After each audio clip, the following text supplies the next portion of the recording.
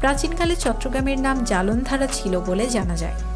মূলত সীতাকুণ্ড ও বারবকুণ্ডের বিভিন্ন পর্বত নিঃসৃত গরম জলের ধারা থেকেই এ নামের উৎপত্তি হয়েছে বলে ধারণা করা হয়। এখন পর্যন্ত চট্টগ্রামের মোট ৪৮টি নামের ইতিহাস পাওয়া যায়। বিভিন্ন সময় চট্টগ্রামের প্রচলিত নামের মধ্যে রয়েছে পোর্তো গ্রান্ডে, ইসলামাবাদ, রম্যভূমি, চাটেগা, চাঁদগাঁও, রোসাং, চিটাগঞ্জ, জাতিগ্রাম, সামন্দর সহ আরও অনেকগুলো নাম। এশিয়াটিক সোসাইটির প্রতিষ্ঠাতা স্যার উইলিয়াম জনসের মতে এ এলাকার একটি ক্ষুদ্র পাখির নাম থেকে চট্টগ্রাম নামের উৎপত্তি হয়েছে। চট্টগ্রামের আঞ্চলিক ভাষায় চাটি অর্থ বাতি বা চেরাগ এবং গাঁও অর্থ গ্রাম। ত্রয়োদশ শতকে এই অঞ্চলে ইসলাম প্রচার করতে আগমন করেন ১২ জন আউলিয়া। তারা একটি বড় বাতি বা চেরাগ জ্বালিয়ে উঁচু জায়গায় স্থাপন করেছিলেন। এ থেকে নাম হয় চাটিগাঁও।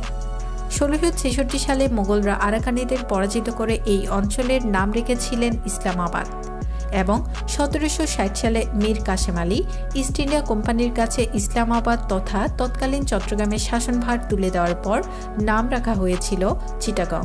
সেই থেকে বর্তমান সময় পর্যন্ত চিটাগং বা চট্টগ্রাম নামেই এই বিভাগটি সবচেয়ে বেশি পরিচিত।